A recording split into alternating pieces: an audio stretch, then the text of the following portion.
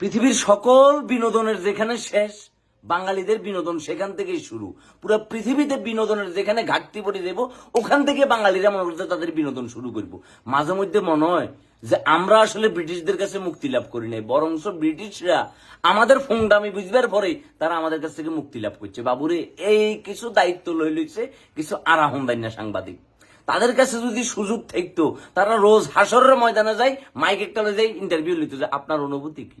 আপনি এখন কেমন ফিল করতেছেন? আচ্ছা, আপনার কাছে কি মনে হইতেছে যে আপনি কি জাহান নামে যাবেন নাকি জান্নাতে যাবেন? এবং জাহান নামে যদি যান, আপনি কত নম্বর স্তরে আপনার অবস্থান হইতে পারে বলে আমাদেরকে একটু জানাবেন আপনাদের অনুভূতিটা। একটা ইন্টারভিউ দেখতেছিলাম, একটা ছাগলের ইন্টারভিউ। ছাগলটারে এক বেডি ভালে, বেডি বলতে চাইতেছে যে এই ছাগলে মদ খায়, ছাগলে গন্ধা খায়, ছাগলে মনে করো যে কি বেনসন সিগারেট খায়, এতে আবার চা খায়। চিন্তা করছো অবস্থা, মানে বিনোদন কোথায় চলে গেছে।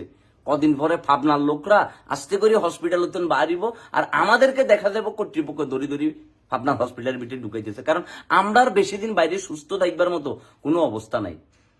ছাগলে বলে মদ না খাইলে হাতের বলে মাথা ঘুরায় বলে, আর যদি এতে মদ ঠিকঠাক খায় তাহলে হাতের বেরেন নাকি ঠিকঠাক থাকে। আমি দেখলাম প্রায় 5 মিলিয়নের মতো লোক এই ভিডিওটা দেখছে। প্রচুর লোক অ্যাংরি রিয়েক্ট দিছে, রিয়েক্ট দিছে। নিশ্চয়ই আপনার চোখেও পড়তেছে যে আমি আসলে কোন ভিডিওটার কথা কইতেছি।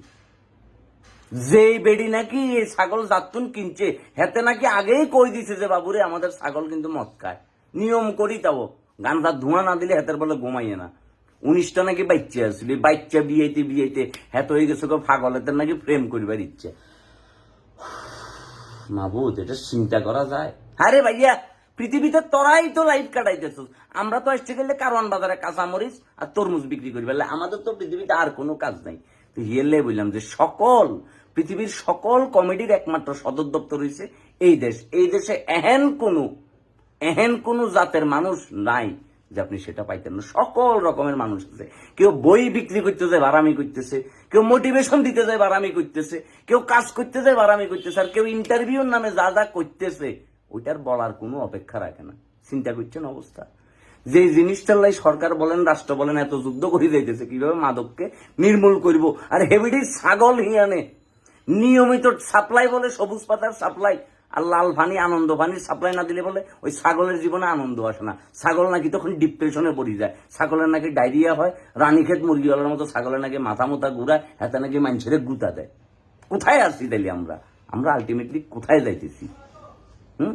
পুরা রমজান মাস ধরে এক আভারে দেখলাম যে বোরকা টোরকা ফিন্দি আহারে টিকটক মারা নিজি, এবং সে বলতেছে আমি যা করতেছি পদ্মা মানি করতেছি।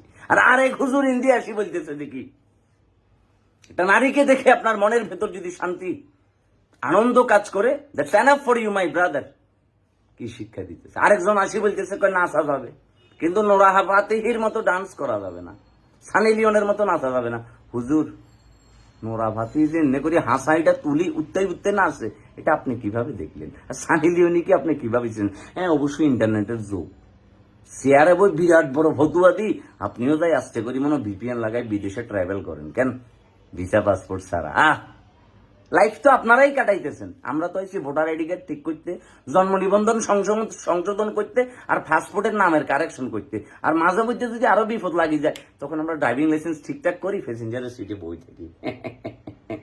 জীবন আপনারাই কাটাইতেছেন, কাটান। ক্ষমতা থাকলে সেন্ট মার্টিন লই যেতাম, আপনাদেরকে লই যাই, পকের নামটা পড়াইতাম। পকেকে পক, পক দুকুনো পক পক, 3 পকে পক পক পক, 4 পকে পক পক পক। ও মন্দির শতানের বাচ্চা, কর সিল কর তোরা। আমরা আইডি মাইডি বন্ধ করে দিই। আমাদের জীবনে তো বহুত বড় ফাপ করছি না, আমরা ফেসবুক খুলি। হালারু থালা।